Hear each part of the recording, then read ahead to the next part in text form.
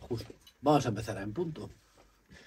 Bueno, pues buenas tardes a todas y a todos. Muchas gracias por venir. La verdad es que es una sorpresa que hayamos llenado la sala en una tarde tan calurosa de julio.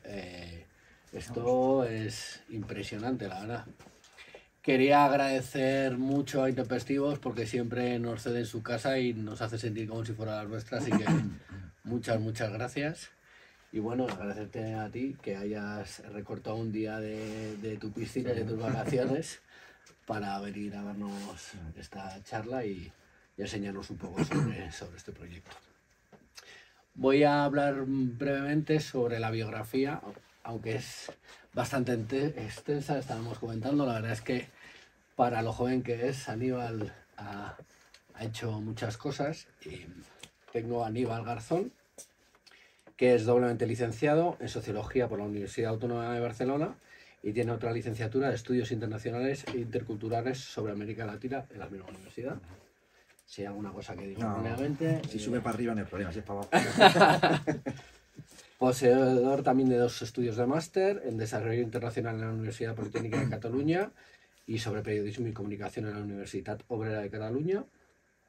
Y luego tienes una diplomatura sobre integración regional y cooperación sur-sur en Claxo. Ha trabajado más de 5 años en diversos países de África y América Latina, realizando diversas labores de cooperación internacional en ámbitos como la cultura, educación, medio ambiente, participación ciudadana y derechos humanos. Ha ejercido como redactor, editor, locutor y camarógrafo en diferentes medios de comunicación internacional y ahora actualmente trabaja de docente en Terrassa, en su ciudad natal. Y sigo colaborando, lo habréis visto probablemente, como analista político para diferentes medios, hace diferentes vídeos en internet que yo recomiendo porque la verdad es que se aprende bastante. Y tenemos la suerte que es originario, él nació en Terrassa, pero sus padres son de Navas de Oro los dos y entonces, bueno, pues yo tengo que sacar pecho que tenemos segovianos por dando la vuelta por el mundo haciendo cosas buenas e interesantes. Nos viene a presentar su libro, BRICS, la transición hacia un orden mundial alternativo, que es un libro que presenta el proyecto de los BRICS, pero lo hace, a mi modo de ver, de 2 formas. Por un lado, una forma muy sencilla y pedagógica. Él habla en el capítulo de la introducción para que lo entiendan personas como un vecino de su barrio o una compañera suya de trabajo. O sea, es un libro que realmente es muy asequible y para todo el mundo. Pero, por otro lado, creo que presenta una cantidad de datos y de información que yo creo que es uno de esos libros que se pueden leer varias veces, ¿no? En una primera lectura recibes, si no tienes mucho conocimiento de lo que son los BRICS, recibes una primera información y luego puedes tener ahí para ir consultando, ir leyendo y tal, porque habla del proyecto desde diferentes perspectivas, económica, política, geopolítica, monetaria, habla de la cultura, del deporte, que es un capítulo que me ha interesado bastante, la verdad. Y bueno, pues es un libro que realmente yo recomiendo porque bueno, pues, demuestra que hay otro mundo, que se está abriendo, un mundo alternativo diferente que no sale en los medios de comunicación, y desde el PC de Segovia pues consideramos muy interesante traer este libro a Segovia porque creíamos que hay mucho que enseñar y que demostrar. Así que sin más, Aníbal, muchas gracias por venir. A por ello. Bueno, muchas gracias a vosotras y a vosotros, ¿no?, por el placer de poder estar aquí en Segovia. Como bien ha comentado Carlos, bueno, pues sí, pues yo nací en Terrassa, pero mis padres emigraron en los años 70, Navas de Oro, se jodió la resina, y entonces pues a trabajar al textil, ¿no?, a Terrassa, ¿no?, esas ciudades que crecieron, ¿no?, 100.000 habitantes, de Castilla, de Andalucía. Y yo nací en un barrio de clase trabajadora, típico barrio aislado de Terrassa, ¿no?, que la gente trabajaba en el textil, ¿no?, mi madre 4 hijos, mi padre en el textil 12 horas, ¿no?, y tal, y entonces pues me crié en un barrio de clase trabajadora. La introducción viene un poco así porque, claro, yo luego pues no por más y tal los estudios, para mí un fontanero es igual que una persona que estudia, creo que es de suma importancia ese trabajo, y más siendo profesor de FP y estoy con chavales que van a ser electricistas y fontaneros. Pero yo decidí estudiar esos títulos es porque dije, digo, mis manos no valen para nada, soy que se rompe el grifo y ve mi hermano, mi colega o viene el de seguro, no tengo ni idea, dice, o estudias o te mueres de hambre, simplemente. Pero yo creo que no hay diferencia entre trabajo manual e intelectual. O sea, que no es más, simplemente mis amigos de allí de Tarrasa, carpintero, tal, y eso es lo que vengo a decir con el tema de introducción. ¿Por qué? Porque yo luego salto a la Universidad Autónoma de Barcelona, cuando ¿no? Empiezo a hacer allí sociología y me encuentro con un poco con el hecho de los que estudian son los hijos de, es decir, o hijos de abogados, ¿no? Me encontré en la facultad, ¿no? Que venían de centro de Tarrasa, Sabadell, de Barcelona, y entonces yo en el mismo lenguaje me daba cuenta como había un choque cultural. Yo de clase trabajadora, la forma de hablar, ¿no? Tan así, ¿no? Incluso tan grotesca muchas veces, y los más, como decimos el concepto, ¿no? Los más pijitos, ¿no? O los hijos de su madre abogada y tal. Y decía, mi madre es ama de casa, que es un trabajo muy digno, 4 hijos y mi padre en el textil. Y entonces dije, lo que hay que hacer aquí es un trabajo, estamos cansados del academicismo. Y ahí voy a ser crítico, porque creo que el espacio, ¿no? que nos dan y me invita al PC, voy a ir con una línea crítica. Yo no pertenezco a ningún partido, por lo tanto, pues tengo la libertad de poder decir un poco eso. Y me encuentro muchas veces que la izquierda empezamos a utilizar un lenguaje, conceptos postmodernistas, donde no entienden ni el tato, ¿vale? Empezamos a hablar de BRICS y aquí tenemos que ser, y lo digo un poco, si vemos quién ha ido presentando, ¿no? En listas de, yo sobre con Manu Pineda, ¿no? Que lo conoceréis mucho de eurodiputado, y encontrándome un lenguaje de, claro, pues postmodernista, y vienen aquí los comuns en Cataluña, y Ada Colau, y no sé qué, y nada, la línea es. Y de cómo llegamos a la clase trabajadora. Entonces, el problema que tenemos que empezar a criticar es qué está pasando, por qué el fascismo o neofascismo está creciendo. ¿Por qué entonces de repente, no? Había gente como Cañamero y decían y se reían cómo hablaban, no tenían estudios universitarios. ¿Qué pasa a los universitarios, los hijos de? Y entonces el libro intentó enfocar a que esté dirigido a la clase trabajadora. Hay cosas complejas. También le dijeron a Marx, haz un capital más sencillo, y dijo Marx, hombre, la realidad es la realidad. Yo te hago un manifiesto, pero el capital es complejo. Entonces, el libro está dedicado un poco a eso, a que pueda ser llegar no al academicismo y que se quede en la Pompeu Fabra en la universidad, sino intentar que se haga un debate popular de qué es el tema de los BRICS. Y esto no solamente es el tema de los BRICS, esto es saber cómo, yo lo que digo con mi tesis principal es, lo siento compañeros, compañeras, pero somos los más colonizados, los europeos, estamos perdidos en la geopolítica. Yo viví en América Latina y hablaba con un campesino colombiano, hablaba con un minero de Bolivia, y yo alucinaba lo que me contaban. Yo estaba allí diciendo, sí, tal, geopolítica y esto y tal, no, en Cuba, y venías aquí con gente de la universidad y digo, no tenéis ni puta idea de lo que pasa a nivel político. Europa ahora mismo, y nos la estamos comiendo bien comida, como el 5% del PIB que nos va a meter en la OTAN. Con el gobierno más progresista de la historia. ¿Dónde está el gobierno más progresista de la historia? El 5%. Ni salud ni educación nos están metiendo el 5%, ¿eh? Del 2 que nos decía el señor Obama, finalmente el 5%. O que de repente aplaudamos que Donald Trump nos ha metido un arancel del 15% y nosotros a ellos nada. ¿Pero esto qué es? Es una vergüenza. Entonces creo que hay un concepto que hay que recuperar, y es un poco el mensaje, el tema de la soberanía nacional, el tema del respeto mutuo. Ese tema de, oye, no es el nacionalismo este, ¿no? De burgués, como igual que el 3% en Cataluña, ¿no? Con todo el proceso, no, es el nacionalismo de la recuperación de soberanía. Y la geopolítica de suma importancia.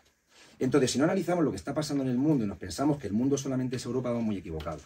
Y hay algunos datos que analizamos en el libro. Yo primero, el libro son 8 capítulos, ¿no? El primero, que es introducción un poquito histórica de qué hago, que tanto mis compañeros de universidad como mis compañeros de clase trabajadora en mi barrio no saben lo que son los BRICS, y este mensaje está intentando llegar a diferentes capas. Primer punto que intento tocar en el... Voy a hacer un poco de spoiler, ¿eh? Si no vendo el libro, porque bueno, además, yo lo digo. ¿Vale? El primer punto es el concepto un poco de que nos iban metiendo, ¿no?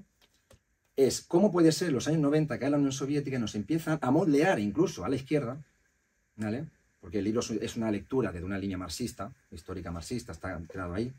¿Cómo puede ser entonces que nos empiecen a decir conceptos que a ellos les interesan? Como por ejemplo globalización. Perdonad, no globalización, es imperialismo puro y duro. Porque nos metían globalización y la izquierda dice el movimiento antiglobalización. Y tú dices, ¿qué pasa? ¿Que todos los países del mundo se van a globalizar de la misma manera? Nos llegó Yugoslavia en el 99, bombardean. Nos llega Irak 2 veces, en los 90 y 2003, violando el derecho internacional. Nos llega el caso de Siria. O sea, empiezan a bombardear y pensamos aquí que globalización y todos tienen que entrar, ¿no?, en una realidad. Y hay movimientos que eran críticos con la globalización, como en América Latina procesos como el de Venezuela, el EZLN en México, diferentes procesos. Entonces, esos conceptos que nos metían, venía una ideología que la izquierda no la comimos. El choque de civilizaciones de Huntington.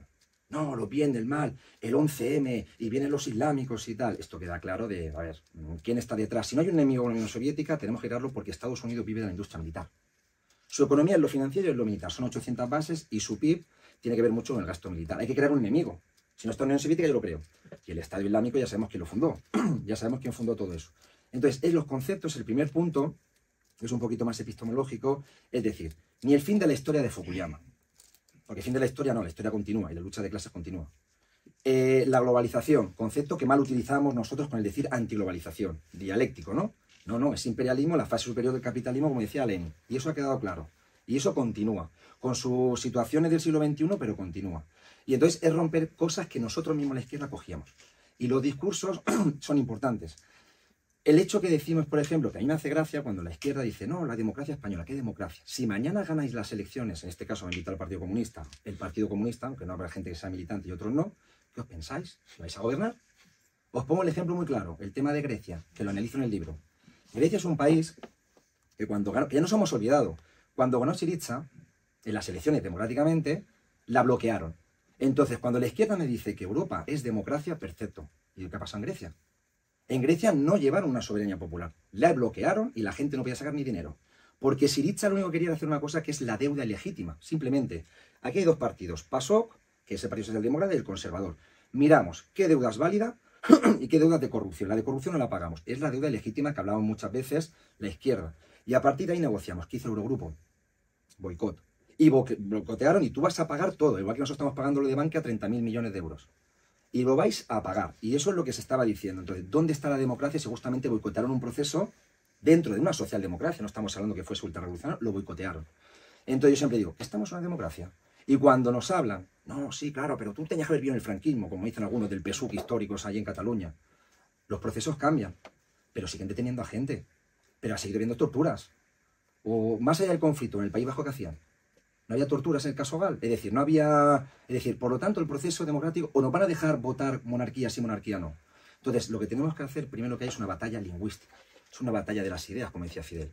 Entonces, en el primer capítulo, intento ver que la izquierda tenemos que romper. Porque lo siento, pero es que la está haciendo la extrema derecha. Compañeros. Con su juego dentro del sistema. Es un establishment, ¿eh?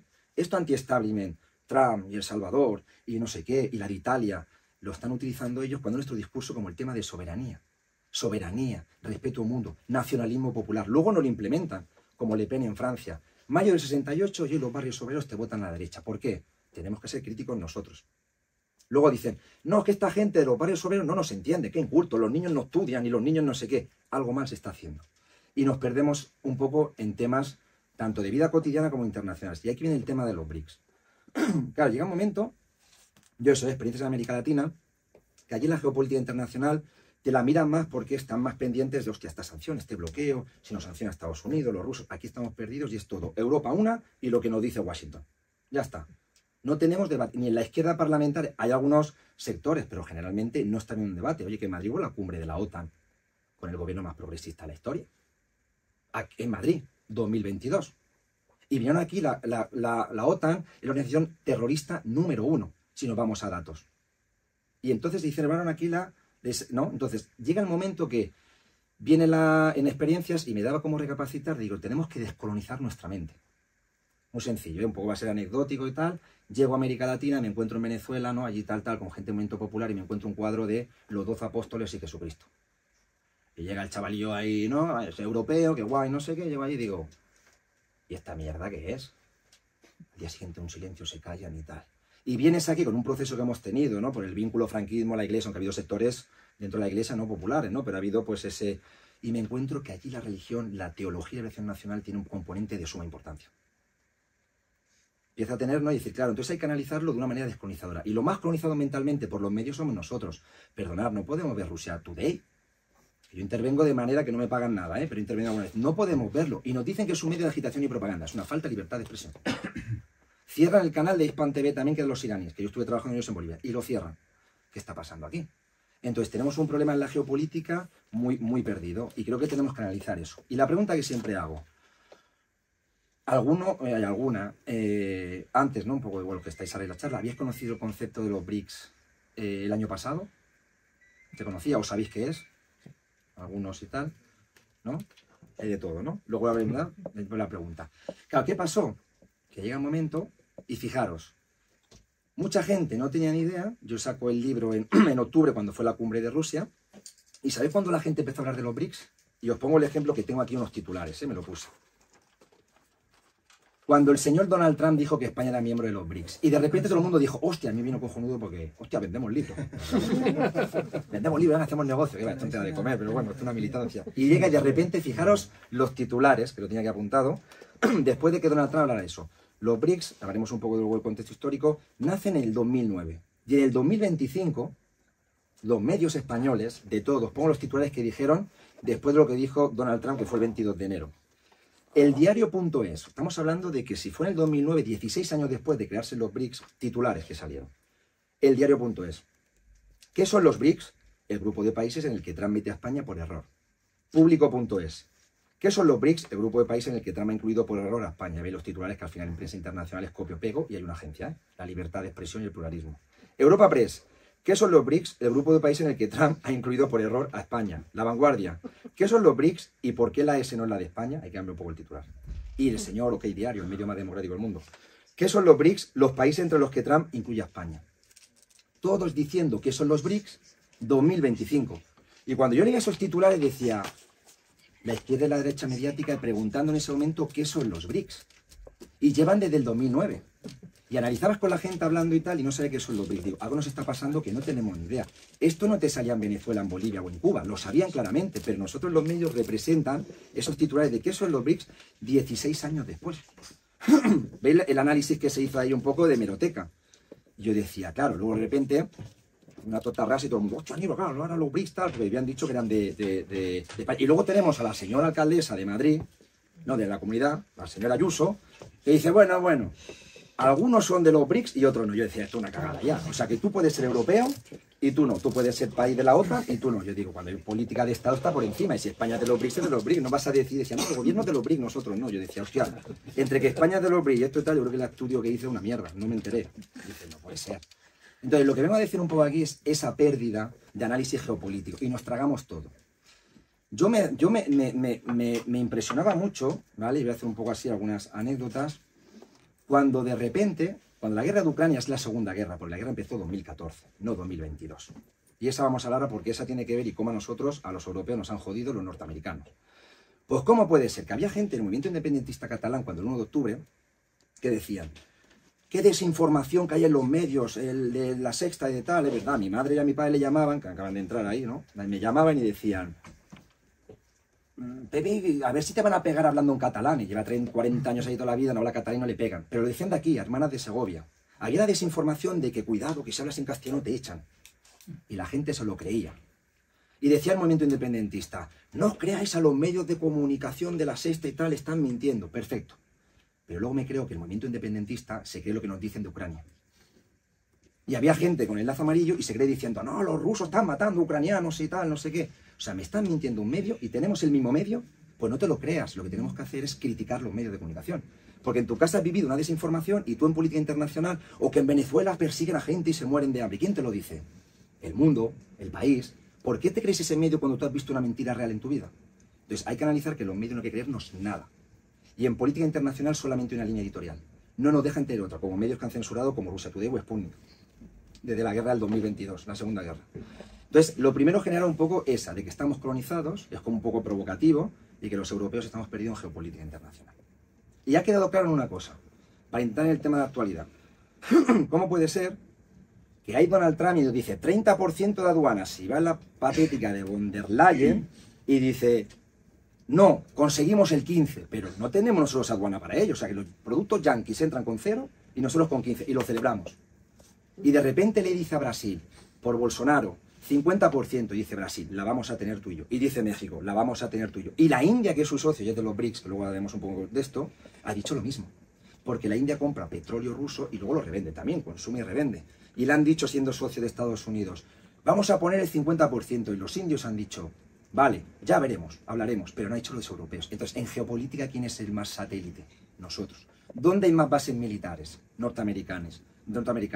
Tenemos la Ramstein de Alemania, que es la más grande. Y esa política de soberanía no la utilizamos en la izquierda. ¿Quién está utilizando de manera demagógica? La ultraderecha. Y eso es peligroso. A mí en el medio, yo siempre lo digo, a mí me han boicoteado medios de comunicación de izquierdas. De los BRICS, si me entrevista extrema derecha, Negocios TV, el coronel Baños, Me dan en directo y yo hablo, no tengo ningún problema. Y cuando me entrevista eso, viene la gente de Izquierda de Cataluña, gente de la CUP, de tal, ¿qué haces en ese medio? Es que me entrevistan. Entonces estoy esperando que me llame Pablo Iglesias, que me la suda, vamos, todavía estoy esperando. Entonces, ¿dónde está ese debate? No tenemos eso. ¿Entendéis eso es lo que pasa? Entonces llega un momento y la derecha está utilizando para mirar el directo, pum, no, si no es en directo no intervengo. Y tampoco me llevo un duro ni quiero un duro, ¿no? Pero para que veáis un poquito lo que estamos perdiendo en la batalla. Entonces, en ese tema de los BRICS que desconocemos, vienen algunos datos interesantes. Eso que nos decía que el mundo ya y Estados Unidos, su hegemonía, y cae el muro de Berlín y tal, queda claro que el sur global, que son los países del sur, han creado una alianza importante. Y de repente, ahora mismo, para que veáis, eso se crea en el 2009, los BRICS oficialmente. Brasil, Rusia, India y China, BRIC, sin la S. Y posteriormente, en 2010, se suma Sudáfrica. Los conceptos son BRICS. Hoy en día los BRICS ahora mismo son 10 países, lo que son miembros oficiales. Que ahí entró luego en el 2023 Emiratos Árabes, Irán, Egipto, Etiopía y Argentina. Pero gana Milei y dice, yo no entro. Para que veáis la geopolítica. Yo quiero ser otra vez con el dólar y ser un satélite de Estados Unidos. Eso Milei. Y te van de anti-establishment y le están metiendo la deuda y el Fondo Monetario Internacional. Si sois ultra neoliberales, y eso viene ya de Macri, viene ya de concepto ese, es la oligarquía esa. Y finalmente el último que ha entrado es Indonesia. Son 10 países. Si analizamos esos 10 países, los datos son tremendos. Tremendos. El 40% del PIB mundial son los BRICS. Los mayores productores de petróleo son los BRICS, miembros de la OPEP. El gas, los BRICS. Y además una geopolítica que tengo gigante en América Latina. Tengo en África Emiratos Árabes y Egipto. Sudáfrica y Egipto. Han llegado a conseguir situaciones como Irán y Arabia Saudí. De que eran dos países en conflicto, sunitas y chiitas, y hoy en día hay un proceso de paz. Yo siempre pregunto, ¿por qué no le dieron a China en el 2023 el Premio Nobel de la Paz? Están diciendo que Donald Trump, para cagaros. ¿Por qué no la dan a China? China consiguió un proceso de paz entre Irán y Arabia Saudí. ¿Y sabéis lo que ha hecho Arabia Saudí en 2023? Y yo decía, ¿cómo la izquierda no puede debatir esto? Arabia Saudí es una dictadura, tirana. Pero hablamos de geopolítica. En geopolítica hay que saber más de ajedrez y no ir con la moral europea. Es que esto es violar derechos humanos, ¿no? Los que más lo violan es Estados Unidos, son nuestros socios, que matan a gente por la calle. Si eres negro te matan, y si eres latino también. Entonces no vayamos con doble moral. Arabia Saudí. Y llega en el 2023, Arabia Saudí es un miembro que le han invitado a los BRICS, ni entra ni sale, se ha quedado. Irán entró, pero ellos se quedaron ni sí ni no. ¿Qué pasa en el 2023? Hay una cosa histórica que yo decía, pero ¿cómo puede ser que la izquierda no lo lea? Si esto es de suma importancia. Pues, ¿qué es lo que pasa? Y aquí está Donald Trump. Donald Trump habla de los BRICS todos los días de los BRICS, ¿no? Los BRICS y tal. ¿Qué pasa? En el 2023, en 1973 hubo un acuerdo. Petrodólares. Estados Unidos, cuando llegó, y se explica un poco en el libro, en los años 60, el De Gaulle llevó un barco de 150 millones de dólares y la convertibilidad con el pacto Bretton Woods, que fue después de la guerra, era yo te llevo dólares, tú me das oro. Era convertibilidad. Cuando eso lo hizo Francia, que era un poco un socio díscolo a veces, ¿no? De Gaulle, tal, no sé qué, ¿no? Porque no era miembro oficial de la OTAN, eso fue luego con Sarkozy. Y entra, le da eso. De repente Estados Unidos dijo, claro, si eso se hace en todos los países, me hunden y me roban todo, bueno, me lo quitan todo el oro. Quitamos la convertibilidad quitamos la convertibilidad oro con... se me ha ido ahora, con dólar. Y lo que hacemos ahora, entonces se queda Estados Unidos, al final el papel es moneda. Es moneda. Lo que tú tienes que tener en cuenta es las materias que tengo detrás de esa moneda. Es un papel. Lo que tener en cuenta es qué es lo que tengo detrás. Si tengo con esto puedo comprar petróleo, puedo comprar tal. Vale. Dice Estados Unidos, tremendo. ¿Y sabes lo que dice Estados Unidos? Pacta con Arabia Saudí y le dice a Arabia Saudí, no hay problema, mi petróleo lo vendo solo en dólares, vuelves a tener la hegemonía del dólar. Y todos los países para comprar petróleo, con la crisis del 73, necesitaban dólares. Cuba está bloqueada y necesita dólares. Y el dólar vuelve a fortalecerse gracias a Arabia Saudí. 1973. En el 2023 se tenía que renovar ese pacto. Y Arabia Saudí no lo renovó. Dice, yo ahora vendo mi petróleo en dólares, pero también en yuans. Y lo vendo en moneda china. Eso es un cambio en la geopolítica que yo decía, estos eurodiputados especialistas de tal, ninguno habló de ello. Ninguno. Eurodiputados de qué y académicos. Eso tuvo mucho que ver. Entonces, Arabia Saudí vende en yuans, se mete China con su silencio de China, hace que Irán y Arabia Saudí hagan un proceso de paz. La guerra de pacificación en Yemen, que Yemen era una violación tremenda, y hoy en día hacen resistencia contra el genocidio de Israel, Yemen, y se genera un cambio ahí, ¿no? Tremendo en Oriente Medio. Por eso el genocidio 2.0, llamado así, porque eso hace 80 años, empezó, porque no querían que esa zona fuese controlada por los BRICS y que Irán y Arabia Saudí tuviesen su relación como tienen que tener. Eso pasó. Entonces llega un momento que, es lo que decimos, no hay ese pacto. Y Arabia Saudí no acepta, pero vende el otro. Se cae. Y por eso Donald Trump está nervioso. Muy nervioso. Porque los BRICS no es el euro. Los BRICS están hablando de una cosa muy importante. La desdolarización. El dólar es el arma principal.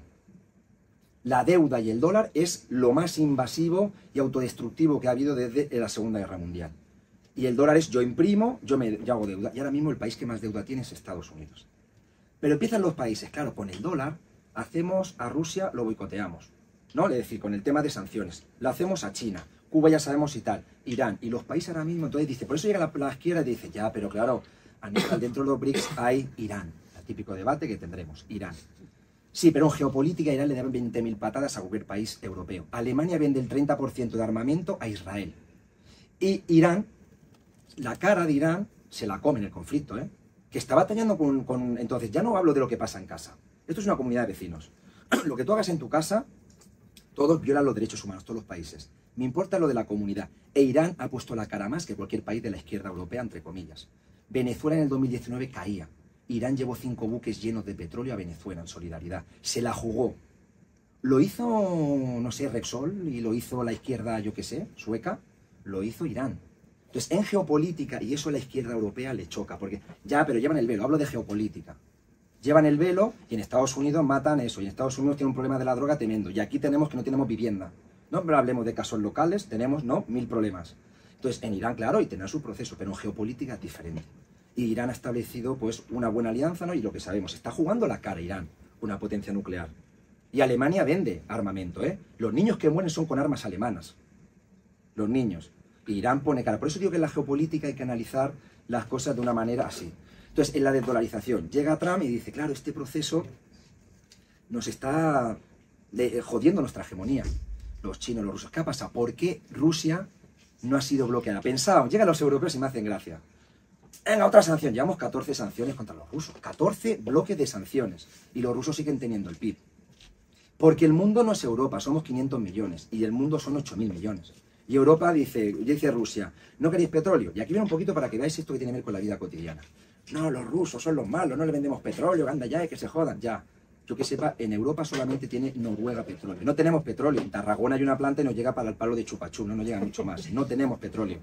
Y vamos como que vamos a decir a los rusos, bloqueamos. Perfecto, dice Rusia. El Nord Stream 1, Nord Stream 2, lo bombardearon Estados Unidos. Eso. Llega el petróleo, el pacto de Merkel con Putin, yo te doy gas y más barato y tal. Lo bombardean. ¿Qué pasa entonces? Muy sencillo. Llega, lo boicotean, no compramos a los rusos petróleo. ¿Sabéis a quién le compramos los petróleos ahora? ¿Y el gas? A USA. Licuado. Más caro. Tú vas a echar gasolina, van a subir la gasolina. Pues te jodes, porque son los europeos que dicen a los rusos nada. Los yanquis se están frotando la mano. Es como esto del pacto del 5%. El 70% de armas se la compramos a Estados Unidos. ¿No nos damos cuenta? Y la izquierda, el discurso de soberanía, respeto mutuo y tal, ¿dónde tiene? Eso del 5% de la OTAN, no tenemos industria militar. Le compraremos el 70% a Estados Unidos. Y luego nos dice, cuidado que Putin nos bombardea. Cuidado que Putin nos bombardea. Todo eso nos lo están vendiendo. Entonces, es un problema grave en la geopolítica. Y ese debate yo creo que no lo estamos teniendo en nuestros espacios sociales. Y tiene que ver con nuestra vida cotidiana. Tú vas a echar gasolina y es unos 60. Y con el gas ruso subvencionado que no iban a dar y tal, iba a ser mucho más barato. Y haciendo petróleo de Irán, mucho más barato. Pero como somos los europeos y vamos con derechos humanos, y a la izquierda de aquí también, no, porque la mujer el velo a Irán no le compramos. Ya, pero no tenemos petróleo. ¿Y qué hacemos? Por eso es el pragmatismo que se tiene que llevar en relaciones internacionales. Y eso es de suma importancia. Por eso, los BRICS han atacado el tema del dólar. Por eso Trump está obsesionado con los BRICS. Y de repente nos encontramos a decir, yo no tengo ni idea de los BRICS. ¿No estáis dando cuenta que lo que le molesta a Estados Unidos son los BRICS? Como a India, que ahora mismo ha dicho, India, te meto un 50% de arancel porque tú le compras petróleo a Rusia. Y Rusia ahora mismo ya le vende a Estados Unidos, y Rusia y China han hecho una alianza tremenda geopolítica que el 80% de sus transacciones no utilizan el dólar. No lo utilizan. Es la moneda local. Están utilizando, como hacíamos antes del euro, que España podía comprar a Francia con pesetas y Francia con francos, porque tienes una relación importante, te guardas en tu reserva francos y luego lo vas a comprar, ¿no? Es decir, eso pasaba. Pues Rusia y China tienen monedas locales. Están venciendo los organismos terroristas número 1, que es el Banco Mundial y el Fondo Monetario. Y los BRICS han creado su alternativa. Hay dos alternativas. El Banco de Desarrollo, nuevo Banco de Desarrollo, que es la alternativa al Banco Mundial, y el Fondo Monetario Internacional se llama el Acuerdo de Contingencias. ¿Qué pasa con eso? Vamos aquí, ¿no? El Banco Mundial y el Fondo Monetario. Esto es muy sencillo. Imaginad que vais a comprar un coche o una casa y vas al gran BBVA, el banco más democrático del mundo, ¿no? El Banco Santander, y te dicen, toma dinero, pero tú te compras esta casa. Ya, pero yo quiero otra. Si yo te doy dinero, te compras esta casa. Joder, pues eso es el FMI y el Banco Mundial. Yo te doy dinero y tú privatizas esto y inviertes aquí. Pues los BRICS, ¿sabes lo que hacen? Yo te doy dinero y tú me lo devuelves con intereses, pero lo que te la gana. Y aquí viene un poco la pluralidad. Y aquí viene un poco el enfoque a la izquierda. Cuba, que hoy en día en los BRICS hay 10 miembros oficiales, pero hay 10 socios, que entre ellos está Cuba. Y a Cuba los BRICS no le están diciendo, si quieres entrar aquí, lo siento, pero el modelo socialista no vale. A Cuba le están diciendo, tú lleva tú lo que tú quieras. Y en los BRICS que tenemos a Irán, que no es lo más comunista, o Emiratos Árabes, sin ningún problema, están de acuerdo con que Cuba entre como miembro socio en los BRICS. Entonces, ¿qué es más democrático? ¿El Fondo Monetario Internacional y el Banco Mundial, o el G7, o los BRICS que le están diciendo, Cuba, tú puedes entrar y nosotros nos metemos en la política de tu casa? Y Cuba va a poder pasar a pedir créditos al nuevo Banco de Desarrollo que la presidenta Dilma Rousseff, la presidenta brasileña, que está en China. Entonces, va a tener sin ningún problema hacer eso. Entonces, yo le digo a la gente a la izquierda, cuando me dicen, ya, Aníbal, pero Irán, Emiratos Árabes, díselo a los cubanos. Porque tiene una mentalidad descolonizadora que nosotros lo sentimos, pero no lo tenemos. Estamos metidos mucho en que los europeos somos los mejores. Y cuando yo he ido a América Latina me encuentro europeos que decían, este indígena de mierda, y luego eran de izquierdas. Lo siento, pero tenemos todavía la mentalidad colonial. Por eso tenemos que romper. Si nos han metido el 12 de octubre como fiesta nacional todavía, a ver si la rompemos ya de una vez, ¿no? ¿No? Que matamos indígenas. Vete a Potosí y verás lo que se hizo, ¿no? Las barbaridades. Por eso es importante todo ese juego de instituciones. La pregunta que siempre hago, llega y nos vamos los europeos diciendo, bueno, Israel, Eurovisión, ha participado, Israel, los genocidas número 1, Eurovisión, que no sé qué, siempre, y de repente, no, y eso hubo mucha gente. A mí me ha boicoteado sectores de la izquierda por participar en Russia Today.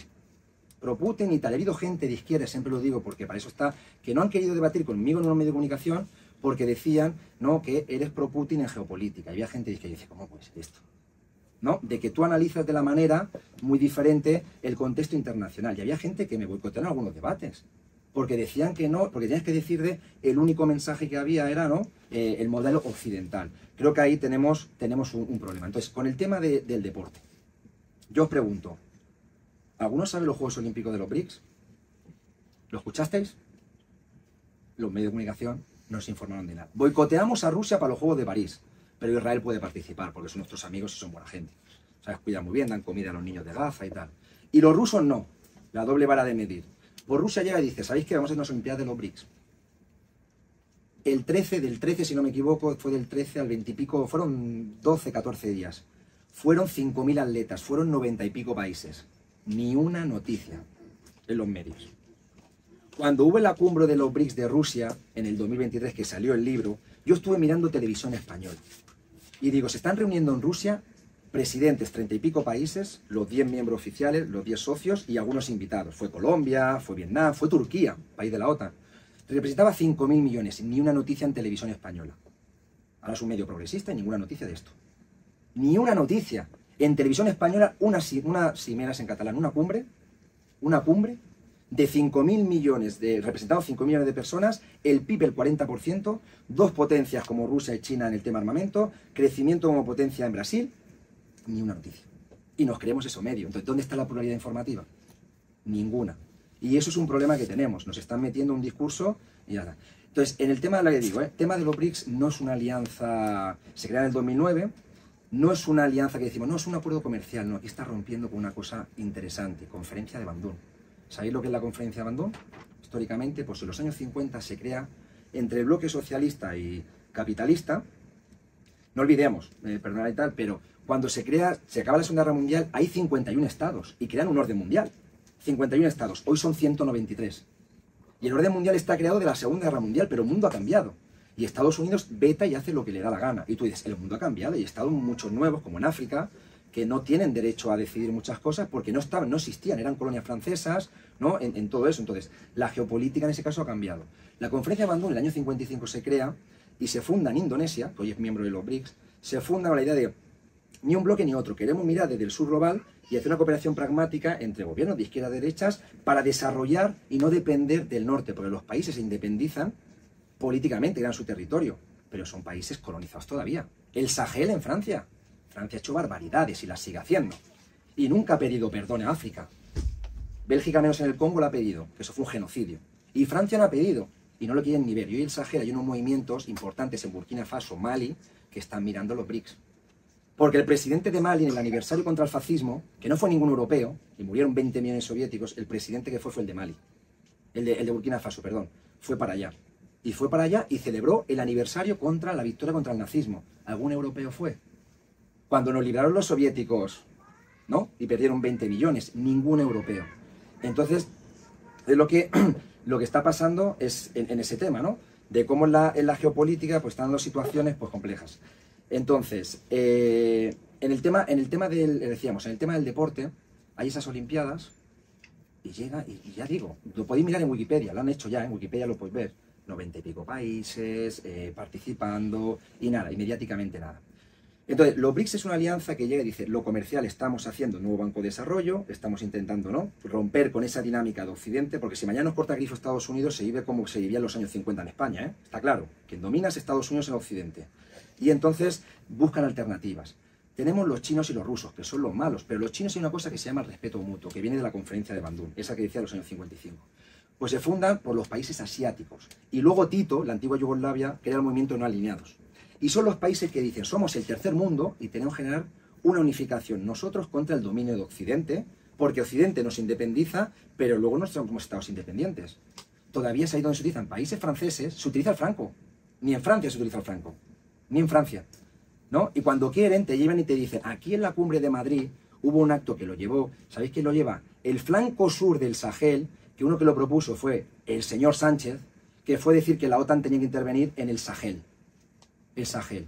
Yo no tenía miedo de Gaddafi, yo tenía miedo de una bomba de Gaddafi. La OTAN no es defensa, es ataque, es supremacismo, es racismo. Eso es la OTAN y es colonialismo. ¿O habéis tenido alguna, o nos iba a bombardear también, no sé, Milosevic? La OTAN para defensa, ¿no? Como dicen, defensa común. Pues de defensa nada. Es totalmente por ello. Entonces, el proceso que hay de conferencia de Bandung para crear finalmente los BRICS. Los BRICS es desde el 2009, pero tiene un antecedente descolonizador.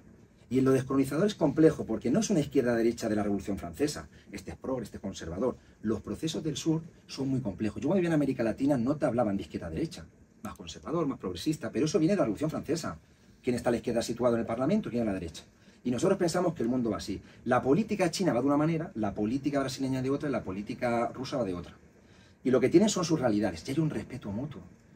Cuba es un país socialista y tiene una relación con el sur, con los países, vuelvo a decir, con Irán.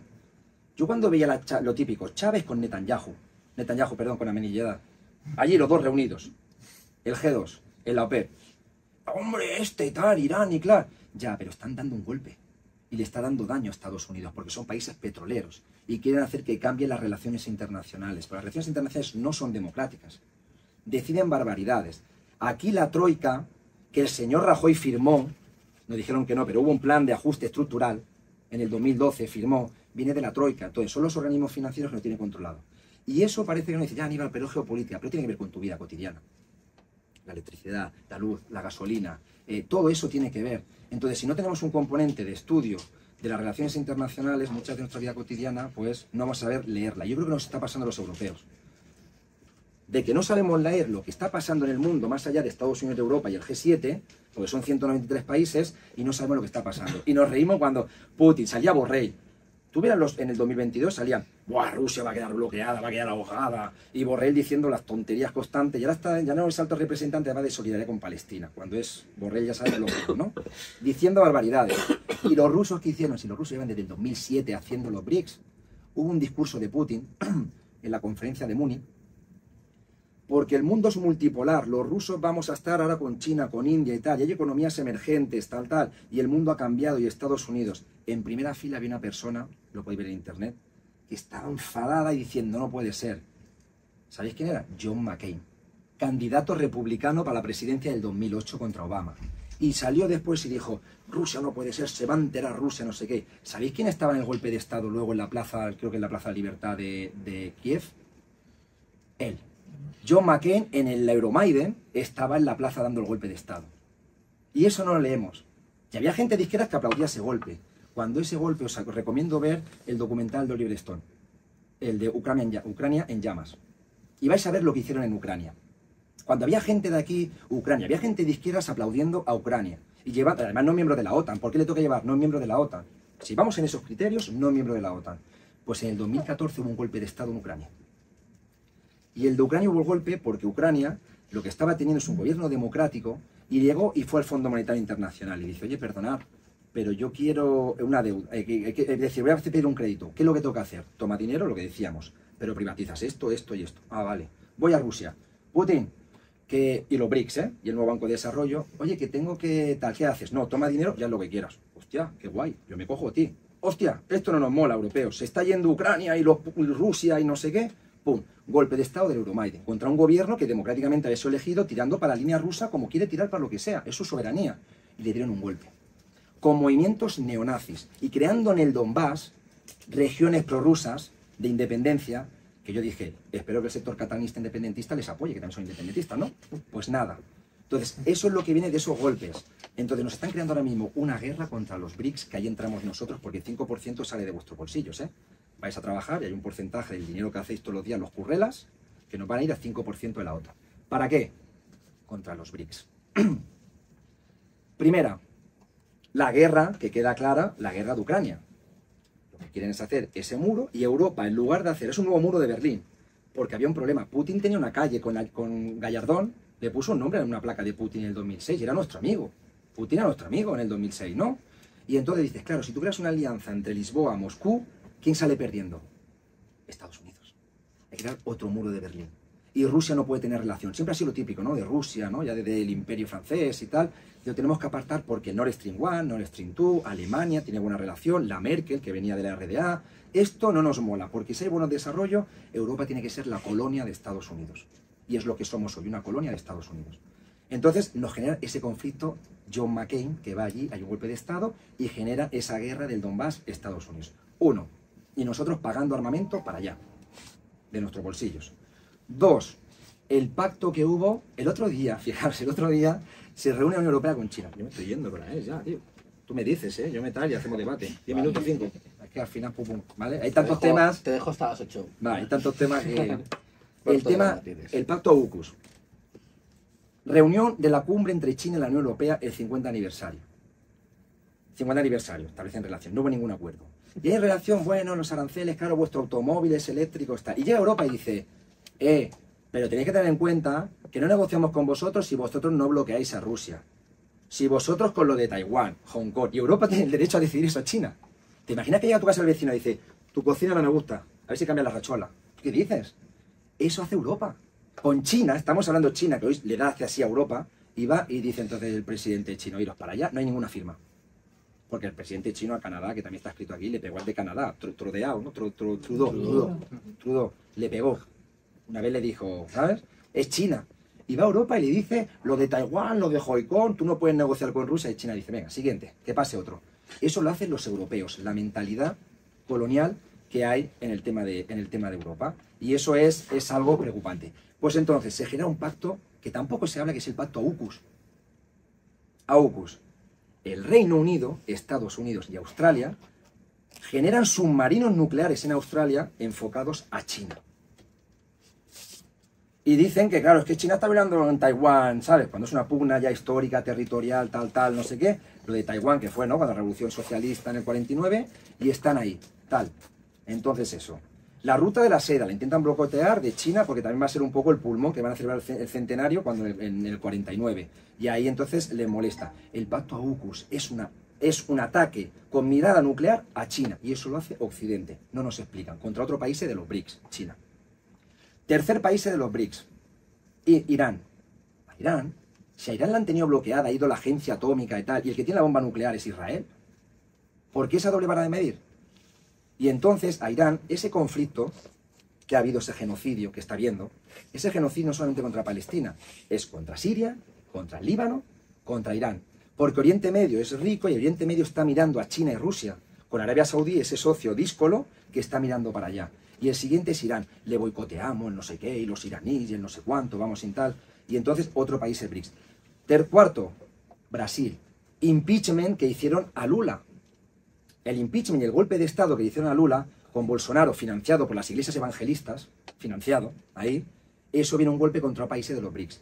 Y lo de Sudáfrica, que de repente te dicen, no, los africanos, los blancos están discriminados, que salió el loco de Twitter, el Elon Musk, ¿no? Que sus padres son, ¿no? Sus padres nazis africanos del apartheid, diciendo, ya, es que, ¿por qué? Porque África está intentando, con el Congreso Nacional, intentando ahora, después de ese proceso, ¿no? De, bueno, a ese gas de Nelson Mandela, están intentando ahora hacer una reforma agraria. Porque allí los blancos siguen siendo los ricos y los negros siguen siendo los pobres. Sí, el negro puede subirse al autobús, pero los negros son los pobres y los ricos son los blancos. Entonces hay que crear una reforma agraria. Y también eso molestó a Donald Trump. ¿Viste lo que le hizo en el despacho Oval al presidente de Sudáfrica? Entonces los BRICS molestan. Y aquí entonces viene aquí un poco para... ¿Qué análisis hacemos de la izquierda con esto? Yo vuelvo a decir, lo típico. Los medios de izquierdas no entrevistan, me da igual, yo no vivo de eso, y dicen, claro, pero es que hay países, Emiratos Árabes, Egipto, ¿no? Esto y tal, y los BRICS y esto, claro, no sé cuánto. Además está lo de Palestina y los BRICS tampoco sin hacer nada y tal, no sé qué. Esto está molestando, yo no estoy diciendo que sea la solución, pero le está molestando a Donald Trump. Le está molestando al imperio más genocida de la historia. Algo está pasando. Y los países, vuelvo a decir, como Cuba, que es un país soberano, socialista, tiene la entrada, o Bolivia, con su complejidad interna que tiene ahora, tiene la entrada. Y Venezuela iba a entrar. Por cierto, yo estuve de observador electoral en Venezuela. Eso que dicen de manipulación. Y había gente de izquierda, eso manipula. ¿Quién te lo crees? Porque te lo dice la razón. Yo estuve en colegios electorales. Ni una entrevista. Y el ayuntamiento de Tarrasa, y lo digo, también van de progresistas, 220.000 personas que hay en Tarrasa, el 21 municipio más poblado del Estado español, por lo tanto es amplio, hacen un de esto todos los partidos, izquierda, derecha, ya hasta Vox, Venezuela, una dictadura y tal. Y si yo fui el único egarense, el gentilicio, que fue allí, porque no me dicen de ir al pleno a decir yo lo que vi, no lo dicen. Y la izquierda se creó de Venezuela. Cuando ha sido el país que tiene 1.050 sanciones por parte de Estados Unidos. Barbaridades. Y nos venden, no, la dictadura, el no sé qué, el no sé cuánto y tal. Pues Venezuela iba a entrar. Y si entraba Venezuela los BRICS tenían el 52% del petróleo. Y ahí el que boicoteó que los BRICS al final, las decisiones y un debate que hay, las decisiones son por consenso todavía. No por mayoría absoluta. Los 10 países votan. Y si uno boicotea, bloquea, se bloquea. Bloqueó Lula. La entrada de Venezuela. Lula dijo, es que yo estuve en el tema electoral y de repente, un día después, lo de lo típico, ¿no? Las actas, el papelito de las actas. Y aquí la izquierda, ¿por qué no enseña las actas, las actas, las actas? Las actas. Eso es lo que molesta a Venezuela diciendo, ¿por qué me tiene que decir Occidente? ¿Que acaso le han preguntado las actas a Perú y hay un golpe de Estado? ¿Le han preguntado las actas a El Salvador, que es un tirano? A Rumanía. Lo de Rumanía, exacto. Rumanía prorruso, esto no funciona. Y venimos aquí a la izquierda a decir lo de las actas. Venezuela tenía sus cosas malas y sus cosas buenas, pero venimos aquí la mirada colonial. Y entrada de Venezuela a los BRICS era de suma importancia, y Lula lo bloqueó. Porque Lula, dicen que le liberaron, y ahí hubo también algo por debajo. ¿Por qué Lula le liberaron de la cárcel tan fácil? Cambió el juicio. Tú entras, pero creemos que tú eres una alianza que con la izquierda más reformista o moderada de América Latina, como lo digo así a veces por hablar así, el mediocre de Boric, porque de izquierda no tiene nada, ¿vale? Esa gente no. Petro, que es interesante, yo estoy en Colombia y Petro, con la situación que hay en Colombia, algo ha hecho el hombre y tal, con las dificultades, de una línea socialdemócrata, pero Petro hay paramilitarismo, es complejo, ¿eh? Uribe la han metido en la hostia, ya dices, esto es un gran avance. Y mirando a México. Pero Cuba, Bolivia, Venezuela eran algo molestos. Y quiere meter Lula ese sector en los BRICS y Venezuela. Entonces, por eso las decisiones son por consenso. Y eso es complicado. Porque ya son 10 países miembros, 10 invitados, socios, que ahí está Cuba, Venezuela, que no tienen derecho a voto, pero sí a estar en las reuniones. Y luego hay 25 países que quieren entrar. Claro, cada vez será más amplio. Y esto va a aparecer, perdonad, el 15M, que venimos cada uno a hacer nuestro discurso, aplaudimos, pero nos vamos, salimos, que vamos a hacer la revolución y luego no hacemos nada. ¿No? Cuando el típico cogía el micro, hablaba 2 horas y tú decías, esto es más terapia psicológica, digo un poquito como tal, que bien, pero digo porque hay que ser críticos. ¿No? Pues el 15M no ha fluctuado y no estamos lo que estamos ahora, es decir, en lo que hay, tenemos allá Vox como amenaza, algo se ha hecho mal, ¿no? Pues parece un poco eso. Creo que las decisiones tienen que tomarse también de una manera más consensuada. En definitiva, yo creo, y ya no hablo más, ¿vale? De guau, yo dejo escuchar y hablamos y debatimos. Creo que la mirada de una línea marxista y antiimperialista, creo que los BRICS ahora mismo dan una posibilidad. Y vuelvo a poner el ejemplo de Cuba. Cuba tiene un problema de energía. Y quien está invirtiendo en Cuba son los chinos, energía solar, porque Cuba tiene un problema, sabemos, con el bloqueo, problema de energía, tiene una crisis económica ahora, tiene un problema complicado, ¿no? Y quien está metiendo allí son los chinos, y ahora están haciendo muchas placas solares, intentan solucionar ese tema energético, tiene un problema, ¿no?, con sus apagones y tal. Y los rusos Putin le condonó la deuda a Cuba. Lo podéis ver, solamente pagó Cuba de una deuda histórica de la Unión Soviética el 10%. El 90% se lo perdonó Putin, el más conservador, tirano y tal. Cuando en Europa los griegos os lo coméis. Y vais a trabajar aquí horas y vamos a hacer más jubilación y más privatizaciones porque vais a pagar la deuda de los corruptos. Putin le condonó la deuda al 90%. En el tema de las vacunas, que es importante la cooperación de los BRICS, Cuba tiene su vacuna. ¿Por qué no meten? Lo siento, y aquí no vamos de negacionismos y tal, y respeto las opiniones. Pero Cuba tiene su vacuna. Y Cuba no está la vacuna aprobada por la Organización Mundial de la Salud. Porque quien paga ahí son los yanquis o quien paga es Bill Gates. Y de quien, como decimos en Cataluña, quien paga mana. Quien paga manda. Y yo pago, y entonces tu vacuna es válida, pero la de AstraZeneca es válida, que han pedido dudas, pero la Sputnik no es válida. Y la cubana, que hicieron Cuba con sus dificultades, una vacuna propia no vale. Y el Sur Global dijo, estamos hartos de que controlen los productos farmacéuticos, vamos a cooperar. Por eso los BRICS cooperan en deporte, economía, cultura, tienen mujeres, tienen estudiantes, no es una alianza comercial, están rompiendo con el orden occidental y ese orden mundial, que es un orden mundial occidental e imperialista por Estados Unidos. ¿Qué es lo que lleve por resumen ya? España, la primera pregunta es, ¿y España puede entrar en los BRICS? España no puede entrar en los BRICS ahora. Está claro, por una cosa. Primero, los BRICS está mirando el sur global. Y segundo, los gobiernos que tenemos, ninguno va a decir entrar en los BRICS, ¿vale? Porque quien manda aquí es Bruselas y Washington, ¿no? Pero España podría llevar y hacer una cercanía. Si España rompiera con esa subordinación que tiene con Bruselas, porque, perdonad, pero ahora ese euroescéptico, yo estuve cuando el Brexit, es de derechas. Y uno de los que criticó a Europa fue el señor Anguita. El Tratado de Maastricht era el tratado más neoliberal y más antidemocrático que había en el 93. Y ahora criticar a Europa eres Brexit y de tal. Cuando ahí era el momento de decir que nos están metiendo la Europa neoliberal, la Europa de la derecha. Y creo que ahí en geopolítica ese discurso, si salió la mujer, perdón, la mujer está de Vox, aplaudiendo a Anguita. ¿Cómo se llama? La Macarena. Yo decía, ya, ¿cómo puede ser que esta mujer aplauda a Anguita? Hombre, porque la tía es una demagoga. Es una demagoga, pero sabiendo ahora que hay discursos que hay que intenta la derecha, al igual que clase obrera, no tal, soberanía, y el tema de los BRICS lo está intentando llevárselo la derecha a su terreno. Por eso Pascual Serrano, que fue el tal de Aníbal, vamos a intentarlo y llegar para la izquierda. El libro es un libro pedagógico, vuelvo a la introducción, es un libro para la clase trabajadora, no es un libro académico, es un libro para que se llegue el debate. Y aunque España no es ahora mismo uno de los candidatos a entrar en los BRICS porque estamos en una geopolítica, ¿no?, en la OTAN europea, pero creo que siempre se mira desde el internacionalismo. Y si Cuba puede entrar en los BRICS, eso es ser lucha internacionalista. Y muchas veces nos miramos en lo mismo y creemos que tenemos que defender por todo el internacionalismo, proceso de soberanía, independencia del colonialismo, al igual que está pasando en el Sahel africano, es de suma importancia y ahí viene el internacionalismo proletario, como se fundó en el siglo XIX. Y creo que más allá de esto, que ni es de izquierda ni derecha, ni socialismo capitalismo, hay que saber que la izquierda, los gobiernos de izquierdas del sur, tienen posibilidades de entrar aquí, mientras que al G7, la OCDE, la OTAN, la OMC y todo aquello, si eres de izquierdas, no vales. Y Grecia es el ejemplo. Como boicotearon a Grecia, porque Grecia iba a entrar en el banco de los BRICS. 2015 le invitó Putin al presidente de Syriza, ¿no?, del tema de Tsipras, tiene una reunión y le dice, tú no vas a ser miembro de los BRICS, pero te vamos a invitar al nuevo banco de desarrollo, que tú puedas pedir créditos. Y llegó la troika, que esto no puede ser, ¿cómo puede ser que un país griego los están invadiendo los rusos y los rusos van a controlar y nos van a invadir y tal, tal? Y al final llegó aquello que dice, no, yo lo que quiero es que pueda tener un banco que me puede dar créditos, como decía el caso de Ucrania. Y eso se acercó. Y entonces llega ahí pues ese debate. No nos dejan, somos los más controlados en geopolítica y en tal. Y no hay ningún partido ahora, ninguno, ¿sabes? Digo institucional, porque hay gente, ¿no? Sectores del PC, con Manu Pineda. Es el único que Mira, a mí me han invitado dos partidos. El PC, con gente de Izquierda Unida, y el BNG. Ninguno más. Y Podemos Tarragona, por relaciones personales, de algunos compañeros que conocía en el 15 de Movimientos, me invitaron. Ninguno más. Y este debate creo que es de suma importancia, porque ahora mismo como está, y lo voy a decir, Donald Trump está molesto. Y todo lo que molesta a Donald Trump, creo que eso lo tenemos que escuchar, analizarlo, pensarlo, porque ahí podemos hacer algo. Creo que los BRICS es algo que tenemos que aprender, con sus complejidades, paso adelante, paso atrás, y cosas que no nos gusten, pues claro que no es la solución. Pero creo que ahora mismo en este mundo unipolar ha cambiado, estamos en un mundo multipolar, de relaciones internacionales cambiantes, y esto va a generar una agresividad por parte de Occidente muy compleja, del 2 al 5%, y tenemos que salir a las calles a decir, no puede ser.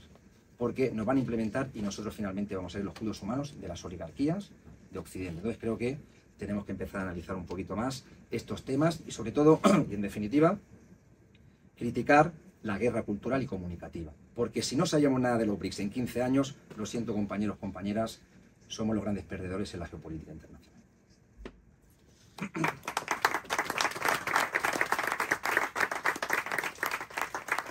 Bueno, pues ahora vamos a abrir turno de palabra. Yo me reservo un poco para después. Creo que después de esta retaila nos ha provocado un poco a la izquierda también, así que hay que saltar un poco. Para generar un poco ahí pues ese debate, ¿no? Claro, sí, sí. Yo creo que es mejor porque si al final salimos todos contentos, pues no. Claro. Un poco, yo creo si que no nos escuece un poco, exacto. No salimos. Así que nada, palabras. David. Y un par de cosas o sea, sobre la Unión Europea y esta tensión que tenemos con una lista, pero es decir, un poco lo que nos hace daño es que lo que no vale en Irán luego sí que vale en Israel. O sea, esta doble vara de medir que tenemos, que cada uno de los países entendemos que no son democráticos o que no respetan los derechos humanos, y cuando esto pasa en Israel, no digo Israel porque es el caso más claro, pero Israel tampoco es de ahora, o sea, no es una cosa que igual ahora está más en medios públicos, pero bueno, que de siempre, pues, esa vara de medir yo creo que es un poco la que claramente nos dice que estamos dependiendo de Estados Unidos. Pero quería hacer una pregunta, había salido hace poco con el tema de los BRICS, que se estaban hablando de tener como una moneda propia. Esto lo he visto, al menos que no me acuerdo de qué medio lo he visto, pero ha sido una que ha salido igual como hace un mes, y era para saber realmente si era algo más simplemente a nivel, bueno, de noticia y que no, bueno, no se va a aterrizar en nada concreto, o realmente sí se va a dar algún paso en ese sentido. ¿Hacemos una a una o tal? Yo creo que un par de días o tres, intentar, si preguntas sobre todo, si hay alguna reflexión que no sea muy larga, y luego contestar. Vale, yo creo que es más fácil. Sí. ¿Alguna preguntilla más? Venga, Pías, te estaba esperando, hombre. No, yo agradecerte la exposición porque has sido capaz de relacionar el libro, que ya leeré detenidamente y muy pedagógicamente, con el supuesto fracaso del 15M. Estamos así, pero viene vos. Quiero decir que al final lo que nos toca es lo del día a día. Es decir, que si el libro es buenísimo y no nos sirve para mañana, pues estamos apañados, ¿no? Entonces parece ser que para mañana sirve, y entonces ¿cómo transmitir? Porque claro, es verdad que la izquierda a lo mejor no te llama y los medios de izquierda tampoco, pero yo te quería preguntar cómo sintetizar ese mensaje para facilitar meterle en el discurso político, porque las cabezas están muy cerradas, o como diría Platón, es tan clara la evidencia que se manifiesta, como en la anterior exposición que hicimos del libro sobre China, es tan clara la evidencia que la gente no nos cree. O sea, la gente no nos cree ante tanta evidencia. O sea, quiere decir que nosotros, nosotros, en este caso tú, presentas una realidad tan sumamente distinta de lo que 24 horas al día le meten a la gente en la cabeza, que es imposible llegar. Entonces, yo, más que el contenido, te preguntaba por algún método o sistema. Una vez Alberto Garzón dijo: yo creo que nos tenemos que ir todos una semana a un pabellón, meternos allí, y hasta que no salga una decisión, de allí no sale nadie. No sé, pues, no sé, alguna forma de método para intentar llegar o transmitir ese mensaje tan evidente, ¿no? Pero, Venga, una preguntilla más. Una pregunta sencillita.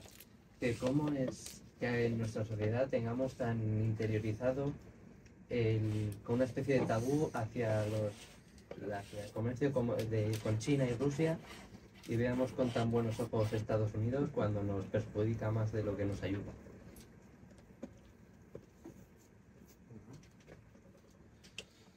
Bueno, escribo, no entiendo ni mi letra ya, no sé, he puesto comentarios aquí, una letra tan mala, me tengo contra un ordenador. Bueno, vamos a la primera sobre el tema de la moneda. Cada cumbre, mira, la cumbre última que hubo de los BRICS fue en Río de Janeiro, ahora el 7 y 8 de julio, y la anterior, yo analizo el libro hasta la de Rusia, porque ya el libro salió en octubre, la de Rusia, la de Kazán el año pasado. Siempre hay una cumbre de jefes de Estado al año, pero lo importante es el trabajo ahí atrás. En la cumbre, el año pasado, hubo un acuerdo de 136 artículos, y este año en Rusia de 124, son 30 páginas. No es que llegan los jefes de Estado y tal. En Rusia los BRICS se reunieron 200 veces. Luego a decir, deportistas, economistas, universitarios, jóvenes. Los BRICS, los jefes de Estado es una cúpula de lo que están creando en eso, ¿no? Entonces, en el tema de la moneda, se está hablando. Y claro, llega un momento que dicen, claro, moneda común, pero moneda común es complejo. Hace falta una arquitectura financiera, un banco central. Europa, ahí, el Banco Central Europeo. Cuando se creó en algunos proyectos como en América Latina, ¿no? Que crearon el ALBA, el Banco del ALBA, querían crear la moneda sucre, eso te lleva a crear un banco central, y eso es complejo, porque cada país tiene un poquito su realidad. Además hay países de los BRICS más dependientes del dólar y otros menos. El menos dependiente del dólar es Rusia. Con las sanciones ha empezado, claro, le han robado dinero. Rusia tenía reservas y se le han robado. No quiero dólares, porque me están boicoteando, y el método SWIFT, ¿sabéis el método SWIFT bancario? Si yo hago un ingreso internacional, el SWIFT.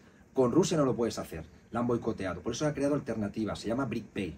Los países BRICS están haciendo transferencias sin pasar por los organismos controlados por Occidente. Ya no lo hacen por el método SWIFT, sino su método propio bancario. Por eso se están dando alternativas. Ahora, la desdolarización, que tanto molesta a Trump, con el tema de moneda común, es algo que va a llevar. Yo ahora pregunto, sí, me dicen todos, ya, pero los BRICS, eso de moneda, mucho hablar y poco tal. Ya, pero Europa tardó 50 años. Desde la CECA, 55, 57, si no me equivoco, ¿no? 55... hasta el 2002 que salió el euro para tener en el bolsillo. Estamos hablando de 50 años. Los BRICS llevan 15. Y además tienen su complejidad cultural, religiosa. Que otra cosa importante de los BRICS, hay países, que se me olvida decirlo, culturalmente son muy diversos. Hay Brasil, es católico, protestante con lo de Bolsonaro. Tenemos a Rusia con su cultura y su religión ortodoxa. Tenemos a los chinos y tal. Y nos decían que el mundo era blanco-negro. El choque de civilizaciones. Los BRICS rompe con eso, ¿no? O sea que también es interesante que están llevando unas relaciones muy complejas. Por ese tema del tema económico, lo de BRICS, de BRICPay, la moneda propia, claro, ¿qué es lo que han hecho los BRICS? Primero, el acuerdo que hay ahora dice, eso lo haremos un salto cualitativo. Lo que hay que hacer ahora, lo primero, es comercializar con monedas propias. Por eso las sanciones de Europa y de los dólares molestan que no funcionan, porque Rusia dice, yo te vendo con rublos y tú me compras yuans. El primer paso que están haciendo es desdolarizarse. ¿Sabéis lo que están haciendo los bancos de los BRICS? Se quitan dólares y compran oro. Pero China era el país que más deuda norteamericana tiene, y más dólares. Y la desdolarización de China tiene sus niveles, y la de Rusia tiene otros. Cada país depende, está más dolarizado o desdolarizado. Entonces se reúnen y dicen, bien, pero claro, yo tengo 100.000 millones de dólares, tú no tienes. ¿Cómo hacemos esto? Porque si nos desdolarizamos, se va a quedar en papel. Entonces lo que están haciendo es desdolarizándose primero los bancos centrales. ¿Por qué el oro que lleva hoy día la gente es el más caro de la historia? El oro es más caro, ¿a que sí? Vuelvo a decir, vida cotidiana. Si tú ahora compras oro, unos pendientes de oro, está más caro en la historia. ¿Por qué? Porque los bancos centrales vuelven a comprar oro y se están desdolarizando. Por eso los BRICS tienen que ver con vuestra vida cotidiana. El oro es el más caro de la historia. Los bancos centrales, China está vendiendo bonos del Tesoro de Estados Unidos y deuda de Estados Unidos y se está quitando dólares porque está quitando, perdiendo. Por eso las aduanas y aranceles de Donald Trump. Y si tenemos unos pendientes de oro, pues te salen tan caros. Entonces, el primer paso que están haciendo es comercializar con moneda propia. Yo te compro con tu moneda y tú con la mía. Vamos a intentar desdolarizarnos todos y a partir de ahí vamos a hablar de una arquitectura financiera. Pero lo que decimos son 15 años. Europa tardó 50. Por lo tanto, el proceso ya no es una utopía. Lo importante es que ya no es una utopía. Ya hay mecanismos que están en papel. Tenéis los acuerdos en español, castellano, lo tenéis ahí, 124, 136, la última cumbre 124, y son pragmáticos. En la primera cumbre de los BRICS eran 16 acuerdos. Vamos a crear un mundo mejor, vamos a no sé qué. Ya no. Queremos desdolarizar, creamos esta institución, creamos lo otro. Ya son cosas muy concretas. Y el primer paso es comercializar con monedas. Y eso va a llevar, yo creo que en un futuro, a eso. Por eso lo va a decir, Donald Trump es constantemente anti-BRICS y desdolarizar. Hasta para él España están los BRICS. ¿Vale? Cuando lo dijo. Está tan obsesionado con los BRICS que hasta España es de los BRICS. Entonces, por eso es un primer paso. Que comercialice China y Rusia con monedas locales y se haya quitado el dólar por medio, el 80% de tal. Por eso Rusia las sanciones no funcionan. Creo que eso es un paso de soberanía nacional. Ya decimos que Putin derechas, pero es soberanía, no es soberanía. Porque si dependes del dólar y te hacen bajo, imaginaros, si tú dependes del dólar, tienes deuda, según suba la Reserva Federal el tipo de interés, esto es con el Banco Central, yo tengo una hipoteca. Si me sube el tipo de interés, mi deuda me aumenta de 1.000 euros la hipoteca a 1.500. Por esto es lo mismo. Si dependo del dólar, si la Reserva Federal aumenta el tipo de interés, tu deuda de país aumenta el doble. Y así se han cargado a países, con magnates. Se han cargado a países con el tema de la deuda. Por eso la desdolarización es un proceso que está llevando, pero sobre todo ya llevando al comercio local. Y en la última cumbre dijeron eso. Hasta la India, socio casi de Estados Unidos, dijo apostamos. Pero la India depende mucho del dólar. Y dijo, claro, es que yo no soy Rusia.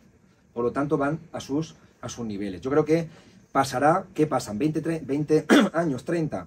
No lo sé, yo no soy aquí que soy futurólogo, pero creo que ese debate ya no es utopía, ya da posibilidades a algo que están creando. Se creó la moneda 5R, simbólica, porque la moneda fundadora de los BRICS, BRI, ¿no? China, Sudáfrica y tal, su moneda empieza por R. Renminbi es la de los chinos, ¿no? Que es la que yuan son renminbi, el rublo, tal, ¿no? Y entonces se crearon y se llamó la 5R y se crearon un billete simbólico. Emiratos Árabes se lo regaló a Putin. Mira el billete, ¿eh? Hay ya cosas como que molestan a los yanquis. Y entonces yo creo que es un proceso que tendremos que ir analizando y hacer cada vez más atención. Y por eso el juego de Donald Trump tan ¿no? BRICS y tal, y aduanas y tal, por eso está en la geopolítica. Segundo, era la pregunta de qué hacer, un poco así. Bueno, yo no tengo la solución, yo soy un pingaete que he estudiado, he escrito un libro, pues lo he intentado, no soy aquí futurólogo que sepa aquí y tal, ¿no? Ni soy aquí un líder político y tal. Pero tenemos el caso tengo aquí una garraspera, sí. Eso es familia de una garraspera luego. Tenemos el caso de las redes, yo creo, 2 puntos. Primero, los BRICS que han hecho muchos países, yo la experiencia del sur, y creo que aquí es una derrota, y lo voy a decir, a lo mejor algunos estén de acuerdo, para eso estamos, para debatir. Es necesario recuperar nosotros el concepto de patria. Lo siento, pero la tiene nuestra derecha. El concepto de patria en España lo tiene la derecha, y yo lo digo desde que yo veo la realidad catalana. Y yo lo siento, pero la bandera española no está, lo estoy diciendo tal, y soy, ya sabéis, tengo sangre segoviana, pero esa me representa una realidad. Lo siento, respetando la lucha de la transición, pero a mí fue la transacción de poder 2.0. Son los mismos que gobiernan. Y nos vendieron decir democracia. ¿Qué hay que hacer? ¿Qué es lo que está haciendo la derecha? Recuperar el concepto de patria. Yo creo que el concepto de patria popular. República, patria y tal, pero tenemos que conseguir nosotros ese concepto. Y eso es lo que ha hecho América Latina. Los procesos de cambio de América Latina. Fidel no habló cuando llegó a hacer la revolución socialismo, era independencia y patria. Esos fueron los conceptos. En América Latina, Chávez, movimiento bolivariano. No era socialismo, eso lo dijo en el 2006, pero eso viene en el 99. Evo Morales, nacionalización de hidrocarburos y patria indígena. Los indígenas eran excluidos. Ese concepto. ¿Y dónde qué tenemos que hacer? La izquierda posmodernista es la que domina, es la hegemónica, ¿vale? Y esa izquierda se va a las universidades. Vayamos a los barrios obreros. Yo soy del Vallés Occidental, es 1 millón de personas.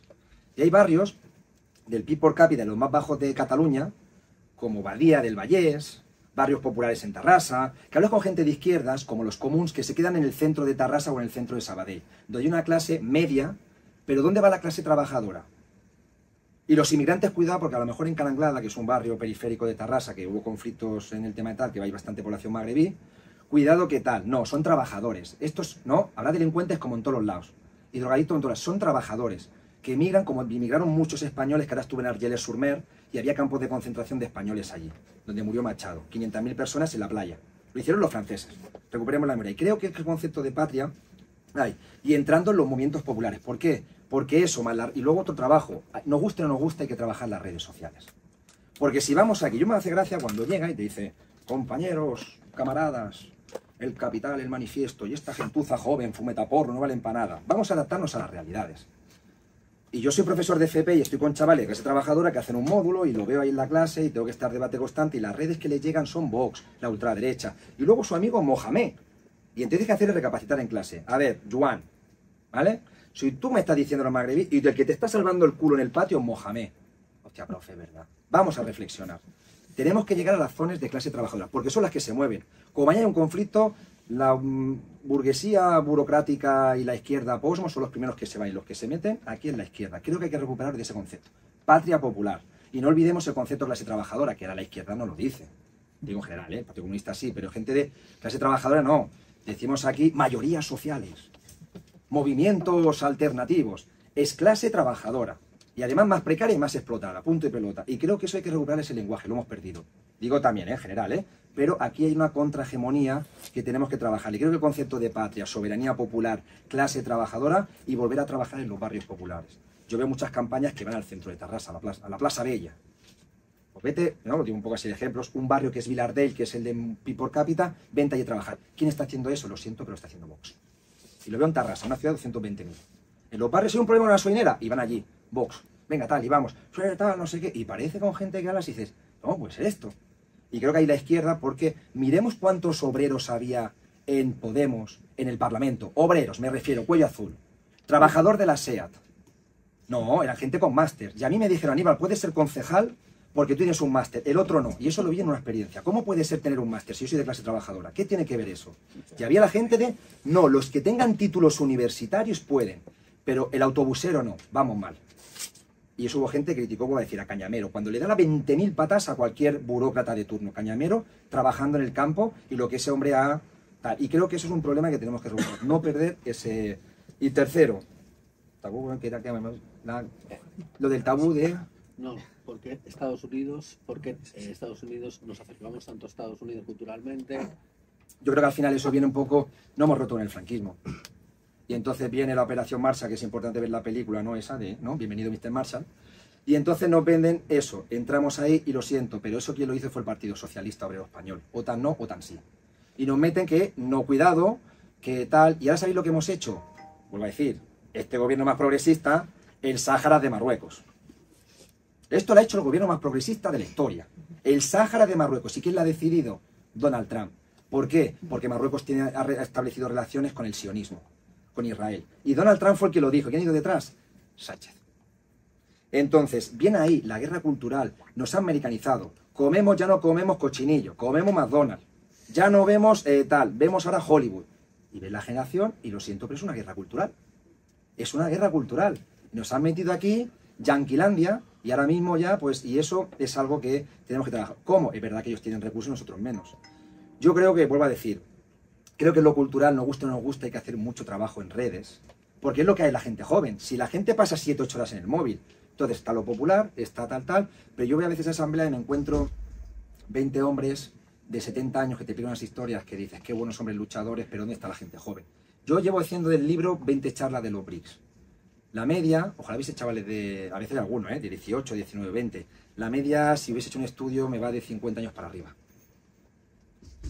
Entonces, pues hago un vídeo en Twitter con 90.000 seguidores y de repente hace, ¡pum!, yo qué sé, 20.000 visualizaciones. Hay que hacer esto, pero también lo otro. Y nos guste, no, porque ahí está la extrema derecha.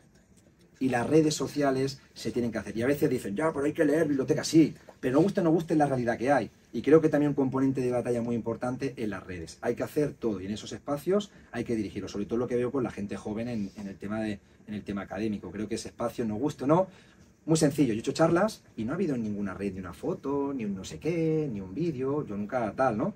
Y dices, claro, somos 30 personas, 20 o no sé. A lo mejor es importante también hacer esto para que lo vea otra gente. Pues hay que hacer un trabajo mediático. Y eso sin dejar la calle. Que luego hubo otros, por ejemplo, que se dijo, Pablo Iglesias hizo el trabajo mediático, llega ahí, pero hay que hacer también calle. Y círculos y tal, hay que hacer calle. Construcción popular. Y popular. Y entonces, muy bien, pero tú has encontrado oportunismo político a 100%. Que mi sueño es ser concejal en la vida y ser el mejor y así me gano la autoestima. Entonces, quiero decir que hay que hacer eso, pero lo otro. Estamos en el siglo XXI y entonces hay que utilizar todas las armas. Si no utilizamos nosotros, lo siento, pero la utiliza la derecha. Yo voy a hacer un par de reflexiones cortas, os lo prometo, pero las voy a hacer. Una de las primeras tareas que yo creo que tiene la izquierda antiimperialista es disputar el papel y la hegemonía a la izquierda posmoderna, cuyos referentes son los verdes alemanes, el occidentalismo, etcétera, etcétera, etcétera, etcétera. Y esa pugna se da hoy y creo que es fundamental. Y ahora mismo la izquierda antiimperialista la estamos perdiendo, ¿eh? Pero creo que es fundamental, es una de las primeras tareas que tenemos que hacer la izquierda. Y es algo que se ha estado dando en los últimos procesos dentro de las organizaciones de izquierda y que se sigue dando. Punto número 2.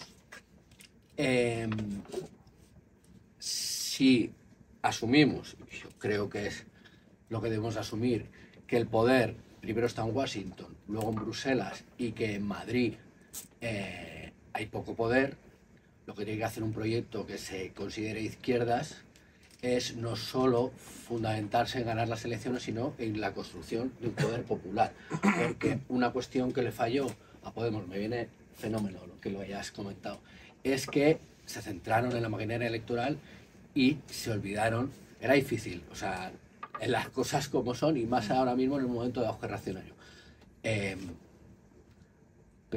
Pero abandonaron los pies, abandonaron los círculos con los que se habían creado. No estoy aquí yo para criticar a otro partido, ni muchísimo menos. Estoy hablando de una estrategia de la izquierda en general, en su conjunto. Lo que hay que hacer es no solo centrarse en ganar unas elecciones, sino en la construcción de poder popular, comunicativo, en la calle, robar los elementos de poder que hay en los centros de trabajo, etcétera, etcétera, etcétera. Y punto número 3, si se ganan las elecciones, si llegas a ser un gobierno realmente de izquierdas. No vale con gestionar los servicios públicos, intentar gestionar, tener un permiso de paternidad superior, una reducción de 3 horas a la semana en la jornada laboral. De lo que se trata, en un marco geopolítico tan complicado como nos ha explicado Aníbal, en el que la soberanía de nuestro país no lo tenemos, es de intentar ir quitando poder a los elementos donde está el poder desde el gobierno. Es decir, que si un proyecto político de izquierdas llega de verdad al gobierno, lo que tiene que hacer es empezar a desobedecer. Empezar a desobedecer. No solo gestionar, sino hacer política y quitar poder donde lo tiene. Así le pasó a Tsipras, lo intentó y fracasó, pero lo intentó. Al final, esto, bueno, son elucubraciones. Al final él mismo traicionó, nunca se sabrá si es que le amenazaron a muerte o le pusieron un maletín con muchos millones, o las dos cosas a la vez. Pero la izquierda ahora mismo, creo que nunca ha sido así, pero la izquierda no estamos para gestionar el capitalismo. La izquierda antiimperialista no estamos para gestionar el capitalismo. Hay que gestionar mejor para la clase trabajadora y hay que construir un contrapoder para acabar con los elementos de poder del capital. Es que yo sí que soy un líder político y tenía que... Sí, totalmente de acuerdo. Preguntas. A ver, yo un poco relacionado, perdón, a todos un poco, pero veo que siempre nos estamos centrando en la idea de izquierda, desde la izquierda, con ciudad. Siempre vamos a la ciudad. Nunca extrapolamos, no vemos más allá. Y la mano la tiene ganada a la derecha en todas las poblaciones, todas, llámese a Castilla, llámese a Madrid, llámese a Castilla. Hay que salir de las ciudades. No nos podemos quedar solo por ejemplo, Podemos, cuando nació, no salió de Madrid, no se fue más allá. Hay que descentralizar un poco todo encaminar a la juventud también de las poblaciones más pequeñas, porque si no, al final, yo, que soy del mismo pueblo que Aníbal, al final veo que en mi pueblo, o sea, son la mayoría de la gente de derechas, y los jóvenes, la juventud que viene es de derechas, toda. O sea, hay que también llegar a calar en esa juventud de esos pueblos, hay que salir de la ciudad. Pues, hombre, justo en tu pueblo tienes gente izquierda, hombre. Sí, lo sé, joder, sí, ya, pero si yo he estado ahí, pero quiero decir, claro, al final es que nos centramos mucho en las capitales. Y perdón por la... No, ahí... por salirme un poco del tiesto. Lo conocemos, Oscar y tal, bueno, es un amigo de la infancia de nosotros. Habían pedido, pero hay más gente que quiera palabras, porque tú ya has hablado. Hay más gente fría. Sí, nada. Yo creo que lo interesante es que del libro de Aníbal acabamos hablando del ámbito rural segoviano. Claro, nos hemos centrado en Segovia, ya sabes cómo somos. Claro, el tema está en que en la pregunta que yo le he hecho a Aníbal más o menos ha contestado que tenemos que utilizar las redes, recuperar el concepto de patria y recuperar nuestro lenguaje, llamar las cosas por nuestro nombre, ¿no? Tenemos una portavoz que yo la conocí en otros tiempos, al principio, Lara Hernández, anda que ahí tienes tarea, como la tengas que dar las clases para utilizar el lenguaje real, ¿no? Ahí tenemos una tarea importante. ¿Qué es lo que deberíamos recuperar? Pero claro, en las redes, y luego lo ha repetido Aníbal varias veces también, de que tenemos que ver lo que hay. Que también lo está diciendo Nieves y lo está diciendo aquí también el compañero. Ver lo que hay. Y lo que hay es que decimos que los jóvenes son de derechas y siguen a Flautista de Amelín.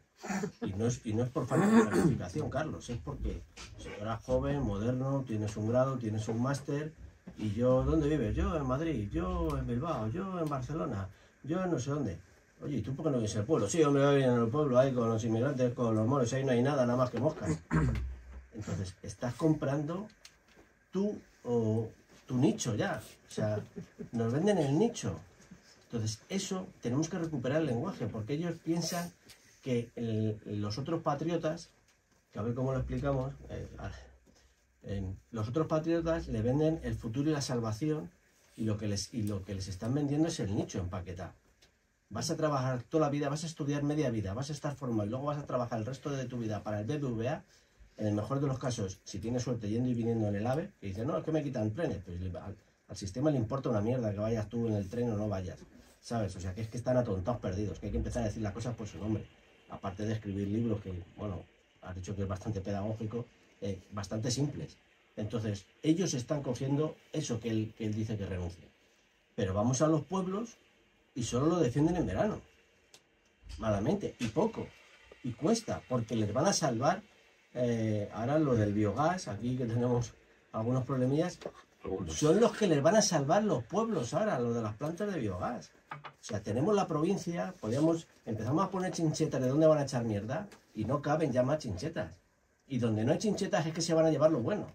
Pero los jóvenes que pasan a estudiar se largan. Entonces, lo que quiero decir, que tanto en lo que dice Nieves como lo que decía el compañero, tenemos que intentar aplicar lo que a nivel geopolítico está diciendo Aníbal, y es que o convencemos a la gente de que la clase trabajadora también es patriota, que nuestro discurso, nuestras siglas también son patriotas, que estamos en las redes sociales a saco, bastante más a saco, y empezamos a utilizar un lenguaje muy diferenciador del Figaredo del Congreso, o estamos muertos. O sea, estamos muertos. Vamos a seguir comprando, resumo.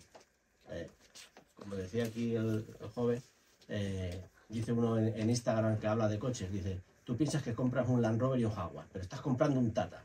Entérate de una vez. Entonces, o somos capaces de explicárselo así de sencillo, rápido, o estamos muertos. Me queda pregunta. Para una pregunta corta más, me queda tiempo y la respuesta de Aníbal y nos vamos. Sí, yo había pedido la palabra. Queda solo lo de, es que nadie quiere vivir en los pueblos, es que los pueblos no valen para nada, es que para qué va a haber centros de salud en los pueblos, es que para qué va a haber transporte. Oye, que a lo mejor sí que la gente tiene que tener el derecho de vivir en los pueblos, tiene que tener unos servicios y no podemos depender de que alguien quiera o no ser médica en un pueblo, porque es que lo vemos en esta provincia. Si hablamos de mayorías y de porcentajes, esta provincia pues no vale para nada, igual que en las elecciones que tenemos tres diputados y total pues que no los haya, como se defiende muchas veces, ¿no? O a veces. Si hablamos de mayorías y de número, pues nuestra comunidad autónoma no hay que tenerla en cuenta porque total 150.000 habitantes son menos que los que viven en donde vives tú, en toda la provincia. Y estamos viendo cómo se están reduciendo servicios y lo hay que defender. O sea, ¿por qué no vamos a poder tener en cada pueblo un centro de salud? Si es que antes lo había. Antes iba al pueblo donde estaban mis abuelos y me dolía la garganta y iba al médico. Ahora tienes que pedir un favor a un vecino para que te lleve a otro pueblo. Oye, pues igual no vas. Si tienes una infección o crees que tienes una infección, te esperas un poco a ver y luego igual te tienen que llevar a Valladolid, como escuché el otro día a un niño que estaba malo de la tripa, no le llevaron porque es una complicación y al final le tuvieron que llevar a Valladolid y estuvo pues muy mal. Y eso es los recortes. Si no hubieran recortado, pues había ido al centro de salud del pueblo y ya está. Y eso nos afecta a todos y por supuesto que no lo hay que cuestionar de ninguna manera, vamos. Dale, Aníbal, a ver de todas formas, yo creo que es que lo hemos llevado a la población rural y también está la periferia en las grandes ciudades. Claro. Que no solo es la población rural, está el otro tema. Sí, y ese también, como has dicho tú, se está abandonando. También ahí tenemos la calidad esa, ¿no? Industrial, Tarrasa, tal, Sabadell, son ciudades de la periferia de Barcelona, ¿no? Yo, bueno, es eso, yo al final, pues, soy un urbanita, si lo decimos así, no conozco las realidades rurales, lo que he venido siempre cada año, entonces, bueno, pues las realidades que conozco de venía Navas de Oro y eso, ¿no? Pero es verdad que no tengo la experiencia. Pero quiero, y sin perder la óptica internacional, quiero que tengáis en cuenta, voy a explicar algunas experiencias, sin alargarme mucho, es América Latina, que es un poquito la zona más internacional, donde viví varios años y conozco, los movimientos revolucionarios de América Latina vienen del campo. Son países diferentes, no son países grandes industrializados, pero el MST, Movimiento Sin Tierra, en Brasil fue el que llevó a Lula al poder. Y tenemos esa gran ciudad de Río, de Sao Paulo. Quien daba el jaque, en ese caso, fue un movimiento. En Bolivia, que viví 3 años, fue un movimiento indígena y campesino liderado por Evo Morales. No fueron grandes ciudades, fueron justamente los movimientos campesinos que bloqueaban esos gobiernos ultraneoliberales. Cuando sea un indígena antes eras una mierda, ni la izquierda, ni el Che hacía revoluciones hablando de indígenas. Eras campesino, pero no eras indígena. Se empieza a hablar en los años 90. En Ecuador, con Rafael Correa, exactamente igual. Entonces, en los años 90, el ser rural en América Latina eras lo peor. Y indígena ya, peor. Y de repente, nos vamos a principios del siglo XXI, los movimientos de cambio, creando una nueva constitución, son los movimientos rurales indígenas. ¿Qué es lo que se da ahí? Una cosa clara que yo creo que aquí no la tenemos en todo el Estado, que es un tema de identidad. Ahí se le da un concepto. Tú lees a Che, años 60, y no te dice nunca los indígenas, te dice los campesinos.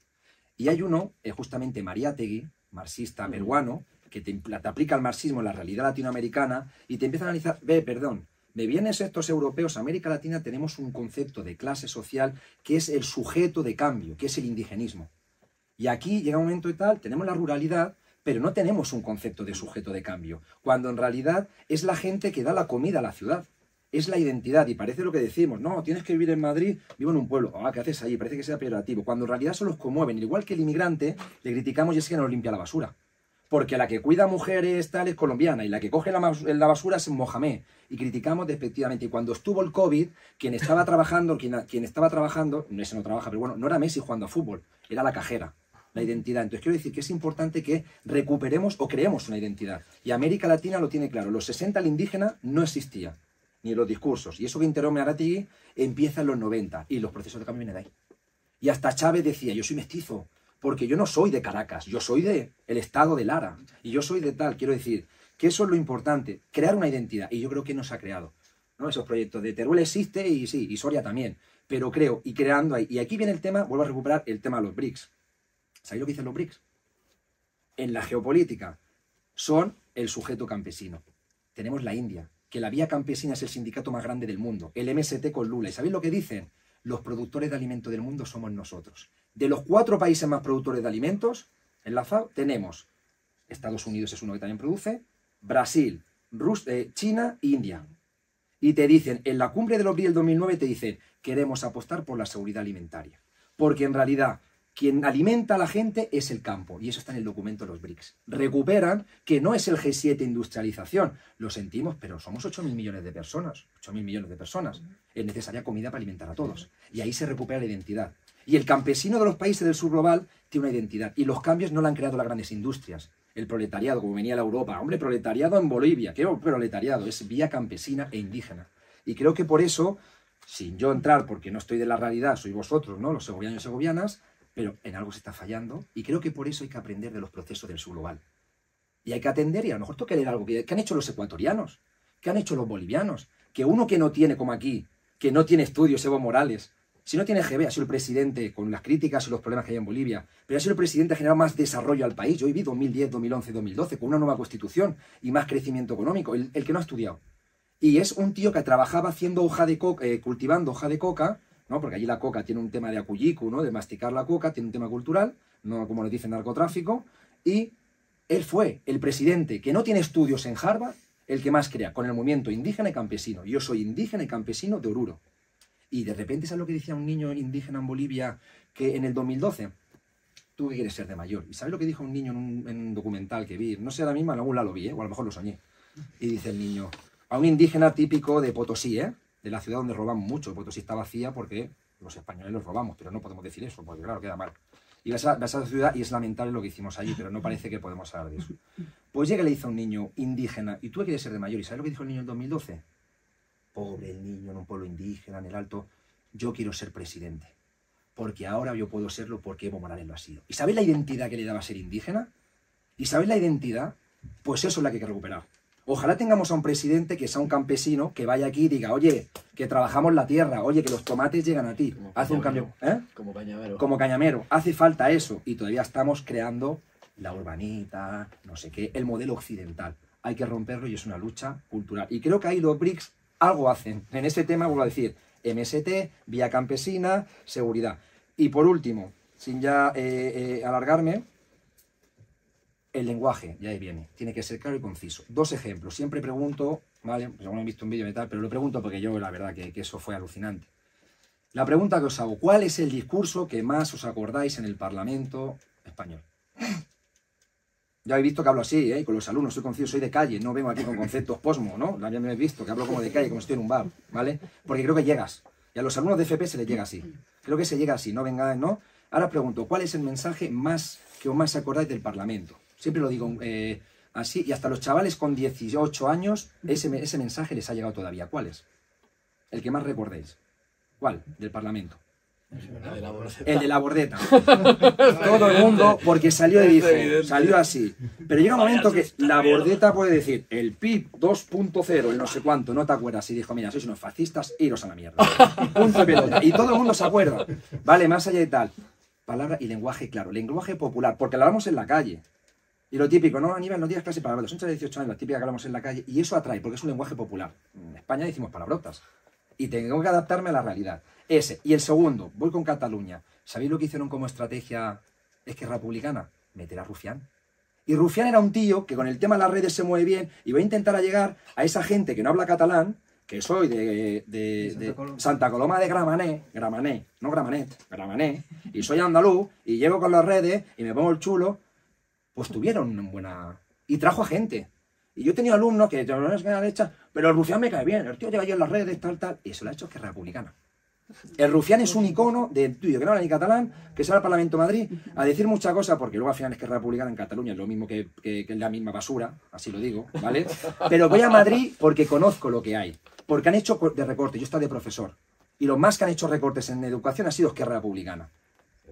Patético lo que han hecho. Esquerra Republicana, o sea que no valen de Esquerra porque son derechas, son igual que los Puyol, lo mismo.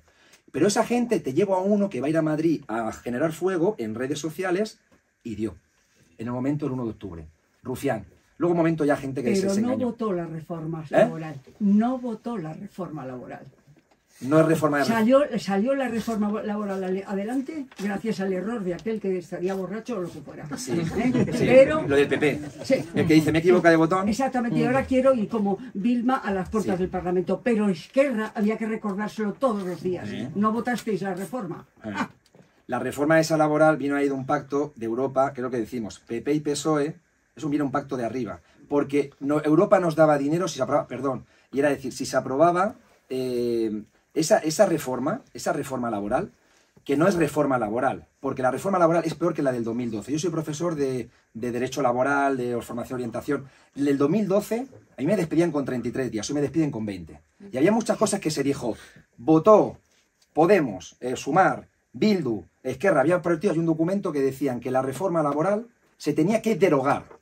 Se tenía que derogar. Y salió la Yolanda Díaz, no podemos derogar, pero eso es una reforma laboral de ley orgánica.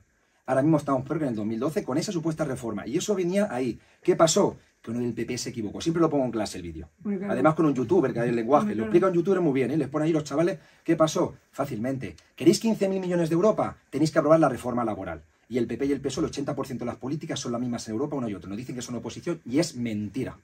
Es mentira. Las dos patas del IBEX 35. PP y PSOE.